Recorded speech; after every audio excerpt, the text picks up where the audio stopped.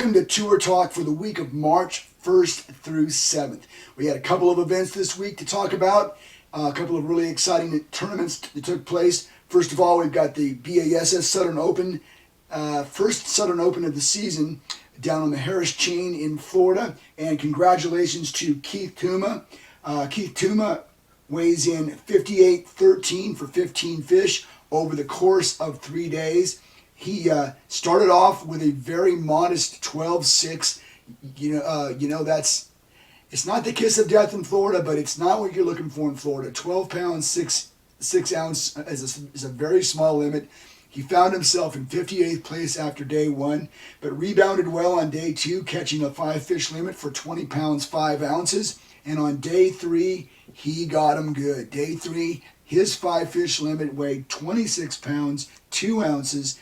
And that is what allowed him to win by a 2-pound margin over second place angler Alex Weatherall.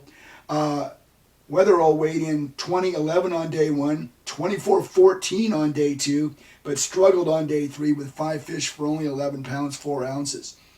In third place was Patrick Walters, the day one leader. Walters weighed in 24 pounds on the nose for day one and looked like he wasn't going to be beat. But throughout the rest of the event, he just didn't come close to that mark.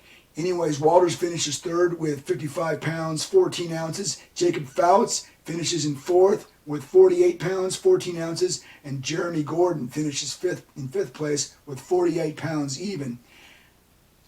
The event, the fish bit well in that event. There was some really good bags of fish that were brought in.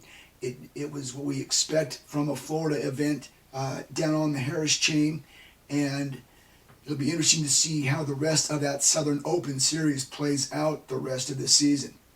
All right, moving over to the Major League Fishing Toyota Series event that was held at Lake of the Ozarks. Congratulations to Mike Harlan. Mike Harlan wins that event running away, I might add, 62 pounds, 1 ounce. Now, take that number, 62 pounds, 1 ounce, and realize that that's a 3-day event.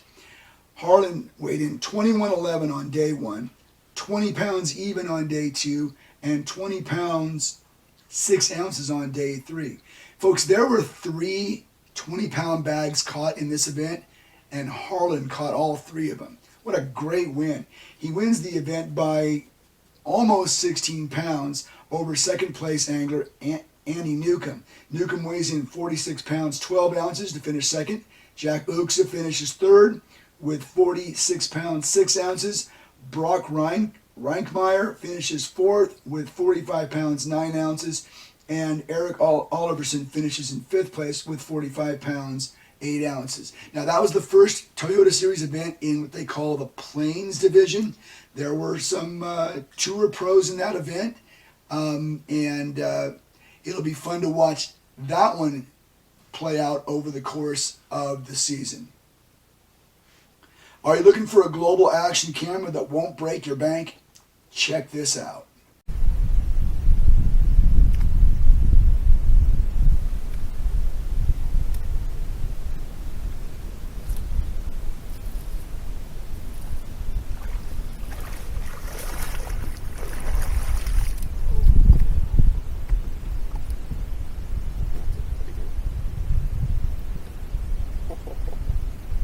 Look at that.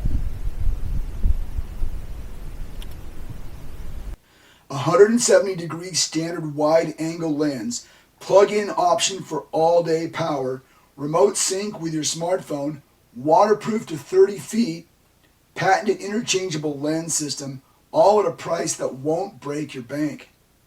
Tacticam Fisheye, because that fish of a lifetime happens once in a lifetime. Shifting gears now, it's time for us to take a look at the Bass Tour Anglers Angler of the Year race, and it is heating up. We had a couple of events this past week, and some big-time names jumped up into the top 3. First of all, Dakota Eber still leads with 233 points. Greg Hackney. Boy, that would be a name to have chasing you down, wouldn't it? Greg Hackney moves into second. He's now got 192 points. Patrick Walters moves into third, 184 points. Dickie Newberry falls to 4th this week with 167. Jacob Wall is 5th, 159. Joe Uribe Jr., 150 points. Jimmy Washam has 148. Brian Schmidt with 147. Randy Howe with 144 points. And Bryant Smith with 143 points. Now, if you're not familiar with the Bass Tour Anglers Podcast Angler of the Year, let me just tell you that we wanted to crown a definitive Angler of the Year as champion at the end of this year. We've got so many great tours out there, so many great professional anglers fishing, and the thing that's cool about it is a lot of these guys fish various tours. So what we did is we took a look at the top names in the sport, and these are generally the anglers that are fishing in the Major League Fishing Bass Pro Tour and the BASS Elite Series Tour. We've also taken the new National Professional Fishing League, and wherever those guys fish, we use those events also. And that's why we have in the western part of the United States, we have WAN bass that we follow. We have Wild West bass that we follow. We've got the BASS Opens. We've got the Major League Fishing Pro Circuit, the Major League Fishing Toyota Series events, and of course the National Professional Fishing League events that we cover. And we are compiling those points on a weekly basis to see who the best angler is. Now, really what it comes down to is which angler fishes the most, because that's what we want to see. We want to see professional anglers fishing tournaments and how well they do in these events. So, for example, Dakota Eber, he's fished in 4 events so far this season, and he's scored in all 4 of those events. Greg Hackney has fished in 3. He's also scored in those events. And that's why these points are adding up the way they're adding up. Okay? So, very exciting. You want to tune in here each week, and please go to our website, BassTourAnglersPodcast, and take a look at those standings. We've got about 1,000 anglers listed and archived as part of this whole thing. There's a lot of guys out there fishing, and we have all the results compiled on our website. You can go and you can see how each individual tournament went. You can see how each angler scored points in those events. And if you're a stats geek like me, then I think you'll have a lot of fun with it.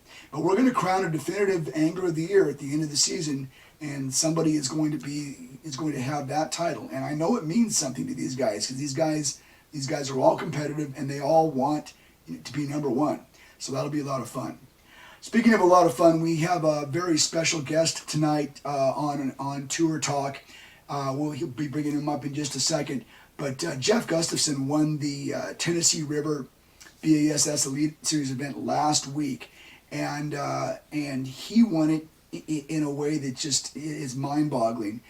Everybody is there targeting largemouth bass, and he was, by his own admission, targeting largemouth bass, but he stumbled across the mother lode and found a bunch of smallmouth bass that really aren't the top species, I guess, that you would target on the Tennessee River, but he found them, and he found them well, and he's going to share that information with us right now. Our guest is fishing his 3rd season on the BASS Elite Series. He's got a couple of top 10s, and he qualified for the 2020 Bassmaster Classic, and he will be fishing in the 2021 Classic this coming June. He's a champion of the BASS Elite Series event on the Tennessee River. Jeff Gustafson, welcome to Tour Talk. Thanks for being with us. Yeah, thanks for having me. Congratulations on a great win. That was spectacular in so many ways.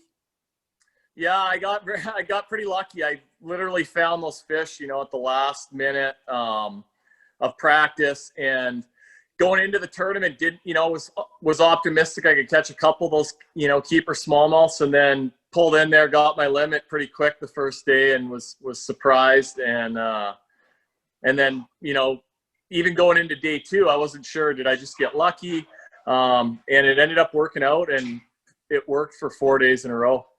Yeah. So largemouth and spots. What are those? 14 inch on that on the Tennessee River, and the smallmouth are 18s, right?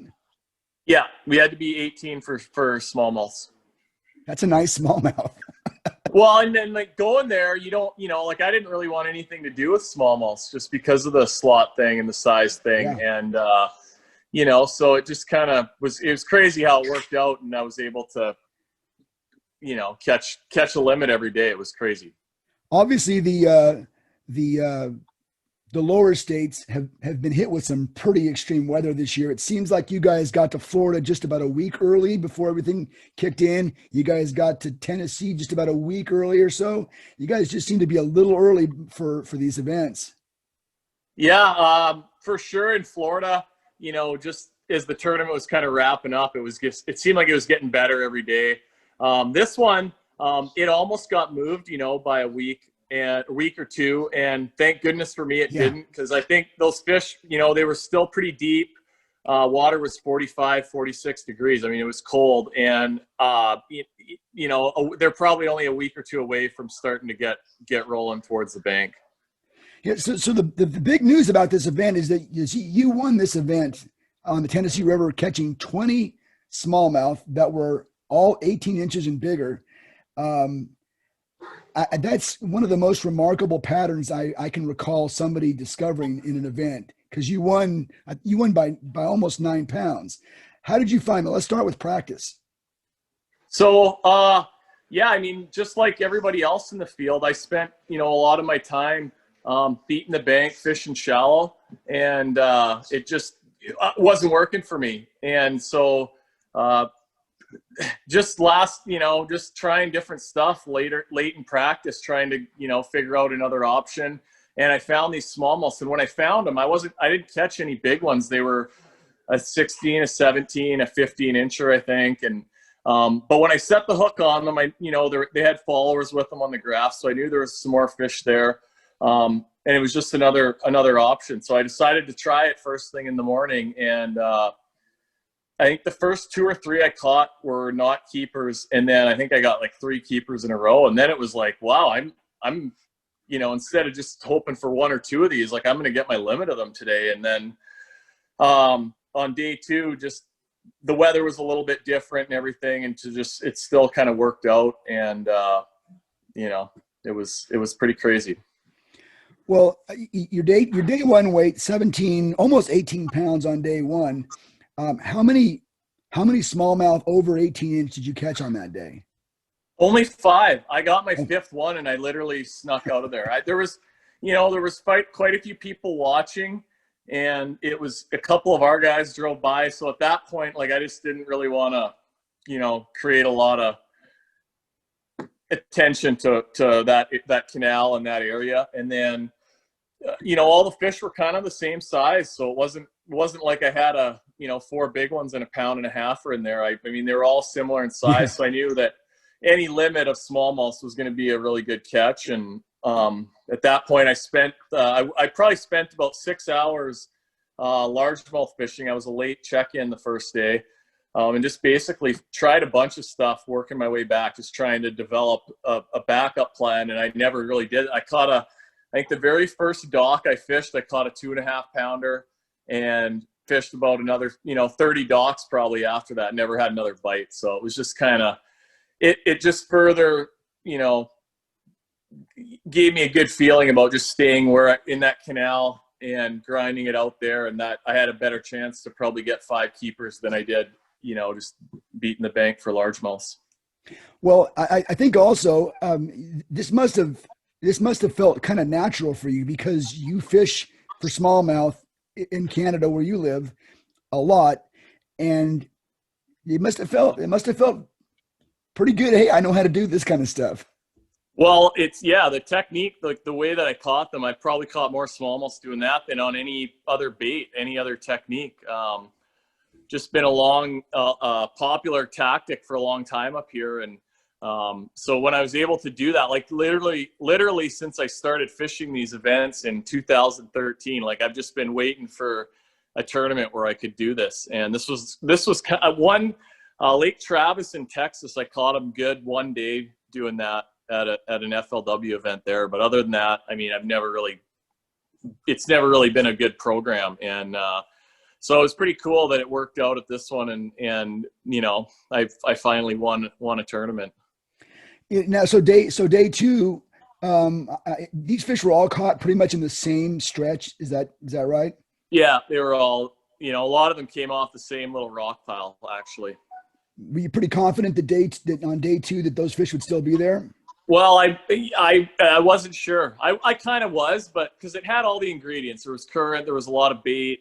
It just seemed like they were, you know, these fish were living in that canal. There was plenty of them. And, but I was, you know, yeah, after day one, I for sure had the feeling of, did I get lucky today, or is this really a solid program? And then when I got back on day two, you know, the weather was a lot different. It was dark and rainy, cloudy. Day one was calm and sunny and hot. And, but nothing really changed. So once I sort of caught him again the second day, then it got real, like I'm going to have a good chance to win. Yeah. So probably by the end of day two, okay, yeah, this is starting to feel like it could happen then. Yeah, absolutely. And then day three went really good. Like that was the easiest. Day one and day three went pretty slick, but I think I had my limit, you know, within the first hour on day three. And then I sort of spent a little more time. I upgraded a couple fish, but I just really tried hard to find another couple little dots, another couple rock piles that, you know, because I knew that like going into day four, it was going to be mine to lose kind of if I could catch my limit again. And, you know, it all worked out. I did catch a couple that I upgraded, you know, just sort of randomly fishing afternoon on day three. And I found a couple little groups of fish, but they never really ended up panning out for any big ones. On day four, all my big fish came off the couple dots and waypoints, rock piles that I caught most of them on the first 3 days. So as you know, as this time of year, especially as these days start to warm a little bit, fish, they just go, they take off and they go other places, primarily the largemouth though. The smallmouth, was there a threat did you think that they might move too, or did you think that they would just stay there? Well, I think it just kind of helped me. Like it was cold leading up to the tournament. I mean, it was getting below freezing every night, I think, in practice. And then, that rain was cold on day two. Like, I think I just had a lot of help on the weather there. Cause I'm sure, you know, it was probably days away from those fish starting to want to beat it. And, you know, but I think I had quite a few things working in my favor as far as just sort of keeping the water cold and, you know, not having a consecutive run of those hot sunny days that would have got them thinking about getting shallower. Had a lot of fun watching you on day four on the live broadcast. That's got to be strange to have camera and have the whole bass fishing world watching. I mean, there's boats out there with you, but knowing that everybody's watching you, got to be a lot of fun. Got to be kind of strange. What's that like? Yeah, I mean, I was pretty focused on like just really trying to get the job done. So I've had the camera guy in the boat with me plenty of times, so I wasn't, you know, and I had the same guy all 3 days in a row. Russ, I've had him several other times. So it's almost like just having a good buddy in the boat with you. And yeah, I mean, that didn't affect me a whole lot. I mean, I just was pretty focused on, you know, I knew what I needed to do. I knew where the fish were, and it, you know, luckily nothing really changed a whole lot. And, you know, I was able to comfortably kind of get it done every day. You had one squeaker on day four that, I don't know if you can call an 18-inch or a squeaker, but it was, you finally got it to touch. There's some concern that wasn't going to make it? Well, yeah. So my fourth and fifth keepers were both line burners. You know, so, and you know, I was catching them pretty deep, so they were in just cold water. Like the fish were really stiff and they were kind of hard to move around. And yeah, I had two that, you know, I kind of got them to touch, but I wasn't loving the situation. And after I don't know. They cut it off for a few minutes, and I pulled off to the side and measured them both again, like did a good job where I was out of the wind. And, they were both, like probably 18 and an 8. They were close, but they were, it wasn't like they were going to be really questionable. So that made me feel a lot better. And after that, I did a couple more drifts, and then, I had quite a lot of time. I came back about an hour and a half early and put it on the trailer and got the fish measured, got that out of the way. And, day 4, it was tough fishing Steve was going to need a pretty big bag. And then the rest of the top 10 were probably not, they were going to be out of range. So it was, I've never really I'm not really the guy that comes in early, but I just figured it was kind of treacherous running around on that river. One of my roommates took his whole bottom half of his motor off the first day in the middle of the channel, just on a log underwater. I hit a couple, not too hard, but bumped a couple, and it was just, I didn't want to have any issues like that. And I came in a little bit early, and that was that. That's one of the things that always amazes me about the Elite Series Tour is that you guys, somebody in your group is going to figure these fish out. And your 4 days were so consistent. There were other guys that had single good days, but nobody weighed in 15 plus every day the way you did. It's just spectacular. Yeah, it was like I say, I don't think anybody went there wanting to really target smallmouths. And the crazy thing is like probably everyone in the field drove over those fish in practice, and you couldn't see them on your, they were tucked into the holes, behind these rocks, I think. And I never saw any on my console, like, driving around. You wouldn't really see them until they came up on your bait. And,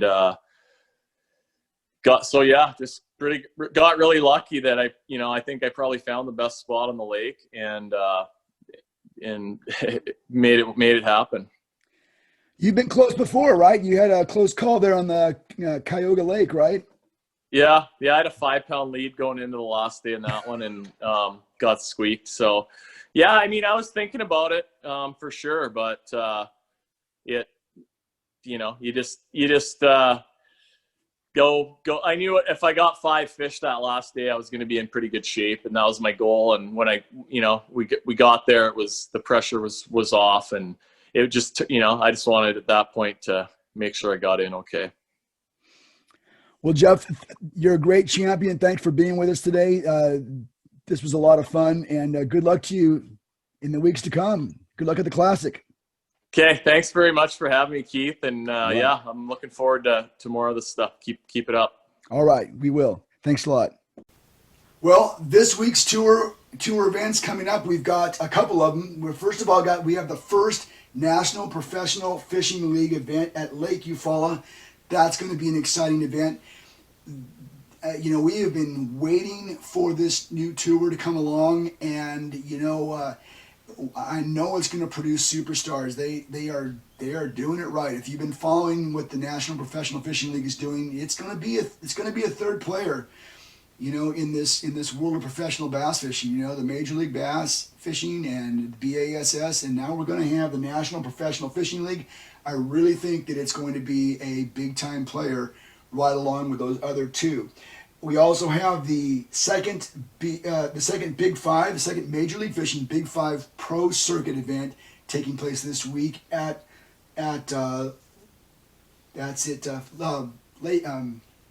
Smith Lake. Sorry, couldn't get that out. It's Smith Lake. Dakota Bear will be fishing in that event, and he is the leader of our Bass Tour Anglers Podcast Angler of the Year race. So it'll be interesting to keep an eye on Dakota, see how he does.